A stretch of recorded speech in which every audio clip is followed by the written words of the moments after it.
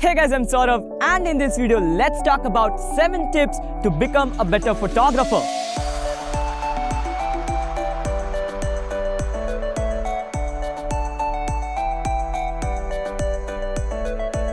So the first tip is to get the image right in camera. So basically you have post-processing to change the look of the images. But post-processing is like a cherry on the cake, where cherry is the post-processing and cake is the actual image that you take with your camera. Now if the cake is not good, doesn't matter how good the cherry is, it's not going to matter. So basically the original image that you take with your camera has to be good. When you see images taken by amazing professional photographers, they are not just because of post-processing. Of course, post-processing is important. It plays a huge role in photography. But what is equally important is how you take the image in camera. Always try to nail the exposures, the colors in camera so that in post-processing you don't have to do much work and the quality is still retained. So even though you have the flexibility in post-processing, make sure you're capturing most of the details in camera so that it becomes easier and you will get better images out of it. The next tip is to use lenses according to the situations. Now, for every situation, there are different kind of lenses that can be used. Like for example, if you're into street photography and you want a wider perspective, you can use a wide-angle lens. If you're much into wildlife photography and if you want to shoot subjects that are at a distance, you can use a telephoto zoom lens. So it actually depends a lot on the situation and what kind of images are you looking for. Every focal length has a different look, has a different depth to it. Even though you're capturing a very similar composition, a 50mm lens is going to give you a completely different image than a 200mm lens will give you. So make sure you have already in your mind what kind of image are you going for and you're using a lens according to that. Because once you take an image, then it is very difficult to change the lenses and again wait for that perfect moment. So make sure that you're always using the best lens that you have for the situation you want to shoot. The next tip is to keep the compositions simpler. Now, composition is extremely essential in photography because that is actually going to tell the story to the viewer, right? You're not going to tell the story to the viewer. The viewer will see the image, see the photograph and understand what's the actual subject and what the photographer wants to convey. So if the composition is too complex, if you're actually using too complex compositions for your images, it might become too difficult for the viewer to understand what the image is about.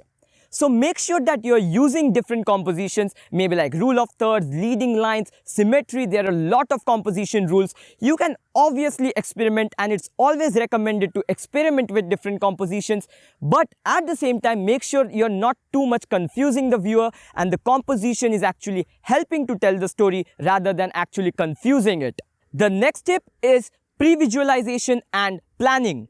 Now, when you see images taken by amazing photographers, you might think that they are just lucky to get such beautiful light, to get such beautiful climate, but it is not actually like that.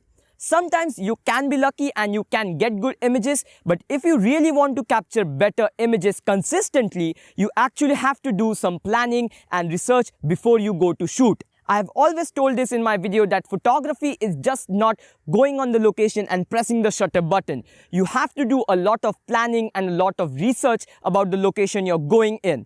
And when you have that kind of work done before you go to shoot, when you go to shoot, you actually have less amount of work to do. You can actually focus on the photography part rather than focusing on the climate and the weather since you have done your homework before going to shoot. So make sure next time you're photographing some Milky Way or any kind of subject, make sure to study and do some planning before you shoot so that when you go there, you get better images. The next tip is to observe other photographers and get inspired by their work. Nowadays, photography is such a huge art form and there's so many amazing photographers on social media. You can follow their photos, you can learn a lot just by seeing their images. You might have interest in different kind of genre and for every genre there are amazing photographers. So just by looking at their images, you actually can learn a lot. Just look at the images and try to understand the mindset that the photographer had and what is the kind of story that the photographer wants to tell. Just by doing this, you will develop a very similar mindset, a very similar vision, and when you want to shoot next time, since you have that vision already in you, you will see that you're continuously developing as a photographer and your images are slightly getting better and better gradually as you're shooting and practicing. So make sure to always get inspired and see various images to get the overall feel of photography. The next tip is to maintain a signature style and not just copying other photographers. Now, as I said, getting inspired by other photographers is very important because you develop a very similar vision and a mindset. But copying someone and being inspired is actually different. There's a very fine line and you actually have to understand that. Every photographer is different. Of course, you have to get inspired and you can learn a lot from other photographers, but always make sure that you also have some unique style that actually separates you from the rest of the crowd. If you see professional photographers, you might feel that the images are similar, but at the same time, they also have a very signature style that's unique to them.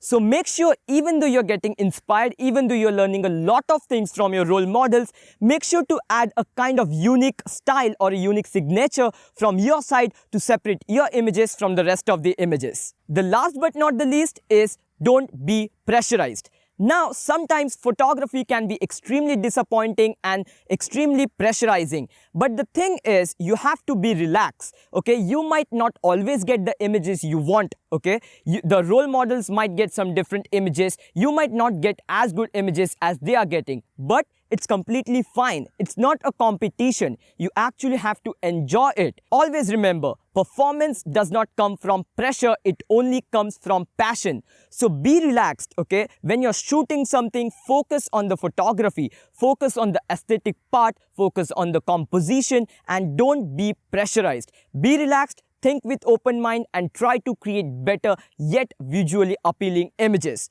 And that is how you're going to be a better photographer. I hope these tips were helpful, and next time you shoot, you actually keep in mind these tips and try to put more efforts and try to motivate yourself to be a better photographer. So motivate yourself, motivate others, keep creating content, and I will also keep creating content for you guys. Hope you enjoyed this video. I will talk to you guys in the next one. Bye.